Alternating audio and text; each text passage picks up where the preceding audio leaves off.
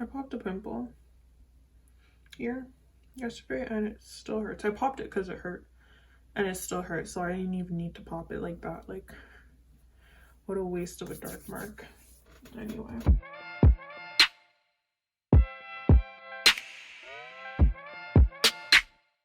Okay, so I did my brows. I'm gonna prime and we're just gonna get started with the second episode. Like, guys, once again, I miss Euphoria. I'm breaking out. My skin hates me. The world is going crazy. So doing my makeup and talking about Euphoria seems to be the only way that I can just kind of almost forget about it, because it's a lot. It's very heavy of what's going on right now. So that's it. That's all I'm gonna say. I'm just gonna get started. I want to start off, you know, I like going in order when I talk about this, for the most part at least. And this time, like in my first video, I was a little all over the place because I wasn't sure like how I wanted to talk about everything, and I actually had to refilm it. But with this one, I made notes. I feel prepared to talk about Euphoria and how I feel about it in the second episode. So second episode, I'm pretty sure this episode is more so centered around, yes it is, it's more so centered around Nate and his life and whatever, what's it not. So it starts off with like showing us how like Nate's dad and how he's cheating on his mom with like other people. And then it shows that Nate finding all these videotapes that he tapes of himself whilst having sex with said person. So Cal, Nate's dad, knows that Nate is also attracted to like the opposite sex, and I feel like that has to do with why Nate is so angry all the time, because he doesn't want to be like his dad, but in reality like he is like his dad, so he can't really help it. I really love this foundation. It's just so natural. It looks so good. Anyway, so yeah, so how I know this is because I realized that Nate he was gonna go to his dad's office to like watch this stuff, and he walked to it, but then this was after McKay's party, but then Cal came in and he was like, oh, what are you doing? Like, where are you going? And Nate was like, oh, I'm going to bed. I just wanted to say goodnight. And Cal was like, good night. So Cal knows exactly how Nate is, and Nate obviously knows how he is too, like how Nate is, like Nate knows how he is, but I think he's just a little too scared for whatever reason. So there's that. But yeah, I don't really understand why Nate is so scared. Maybe because Cal is scared, you know, to like expose himself. So maybe that's why Nate doesn't feel comfortable like telling the world that, you know. You see that I feel like for most of this I'm talking more so about Nate and Maddy, not so much what happened with Grwm and the rehab's backstory. I feel like that's pretty like self-explanatory and stuff, and like I feel like everything that happened with Grwm was pretty straightforward for me, like watching it the first time, but watching it the second time, like I feel like I recognize more stuff about Nate and about Maddy. So the next thing I want to talk about is that I want to know why Maddy lied to Nate about the whole situation, like with Tyler. And I feel like it's a little weird that she lied about it. Like, I feel like, no, I don't think it's weird. I think that she lied about it because Nate has had abusive tendencies in the past, because she knows that like Nate isn't necessarily a good guy, but she keeps going back to him anyway. So yeah, I feel like that's why she wanted to lie, because she was scared that Nate was gonna do something to her, even if she did have like sex with Tyler, or she just wasn't ready for the consequences of that, which is why she lied to Nate about blacking out, because she was just nervous that Nate was gonna do something to her, you know, because he has anger issues and she knows that. I'm taking that, the concealer I used was the e.l.f. Hydrant Camo. I'm taking the Wet n Wild banana powder, loose setting powder. So yeah, so I feel like it's either because she was scared about what Nate would do to her, or because maybe she just really and truly wants Nate back, because she was trying to get back at Nate when she went to do whatever she did with Tyler. Also, another thing I noticed, I don't know if this was like just a coincidence. Okay, so now talking about like Nate and Tyler and that whole situation. When Nate said, "Get on your knees to Tyler," I feel, oof. I just got concealer in my hair, I'm so sorry. So when Nate said to Tyler, like when he broke into Tyler's place and he told Tyler to get on his knees, like when he was gonna like beat him up and stuff, I feel like it was very, how do you say, like dominant in a way. And I feel like that's like, obviously that's what Nate likes, because if you think about it, that's what his father is like, and that was his username, Dominant Daddy. Anyway, so that's what his father is like. So it makes sense as to why Nate would say, like, it's just the words like "get on your knees." It just really stood out to me, and it wasn't, I feel like fighting and like saying that was almost a release for him. Yeah, it was just very like dom of him to say, you know, when he was about to punch someone. I feel like they meant to put that in there. Like, I feel like that was I think that was the whole vibe of it, honestly. But that I didn't notice that the first time. Okay, I'm gonna start on my eyes, and I'm doing a Maddy inspired look. I'll insert the picture somewhere here. And it is like lilac and like a vibrant orange. I'm gonna use my James Charles palette, of course, because what color doesn't this have? Actually, it doesn't have a lilac purple, if we're being honest. But I have this Beauty Glazed I Got You edition, and this is like a literal copy of Huda Beauty's, I think it was like one of her first palettes that she came out with. So I think I'm gonna use this shade here for the Lilac Twilight. So that's what we're doing.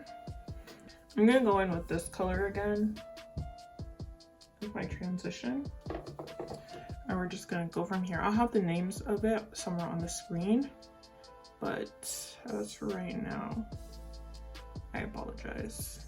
But yeah, so I feel like that was very dom of Nate to say. I feel like he kind of got off doing that in a way. And then another thing I noticed, Nate did in fact use, he like obviously like it shows it, wow, it's taking a long time for me to say. When he went to go on a date with Maddy, he used Tyler's clothes, right? And so it's like, one, why? But two, it makes sense because he didn't have time to go home. Three, if you go back to when Nate was like looking at Tyler and like looking at him in the mall and like following him to work and stuff, you can see what Tyler is wearing. He is wearing a polo, some khakis, and you know, like sneakers, tennis shoes type of deal. And Nate puts on the exact same thing. First of all, why? Second of all, how does Tyler's clothes fit Nate when Nate is much taller than Tyler? That does not make any sense to me. But it is the fact that he's wearing the exact same sort of clothing that Tyler was. And it's like, maybe I'm reading too much into it. That could be the case. But what if I'm not? Think about it. I'm gonna go in with single. And I'm just gonna use a little bit of it though. Let me get a smaller brush. Not a lot. I'm just gonna put that in my crease as well, just so that the actual lilac can like look decent.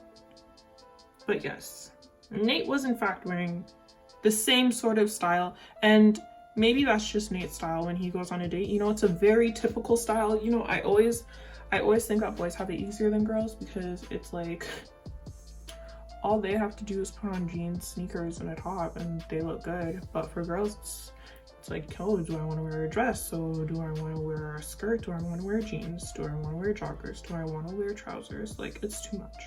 But yeah, I found that a little weird. And then I also found that there was a lot of like turquoise blue in this episode. Like, I feel like in every single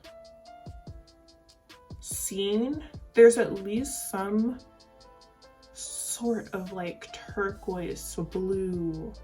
Obviously they had it in the cafeteria when all the football players and stuff were coming and whatever, and like, because like those are the school colors, so it makes sense. But even like when they're not at school, like I've noticed that Cassie's mom had on, I think it was like a pattern type top, but it had like that same turquoise blue in it, and I can't help but feel like that wasn't just like, here, put on this top. Like, I feel like it was for a reason. So yeah, I just found that there's a lot of turquoise blue in this episode as well.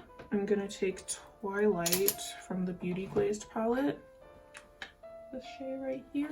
I'm just gonna put that all over my lid, and probably I'm gonna blend it up as well. This is the closest shade that I'm gonna get to that lilac that I want. Oh my god, this is so pretty, stop.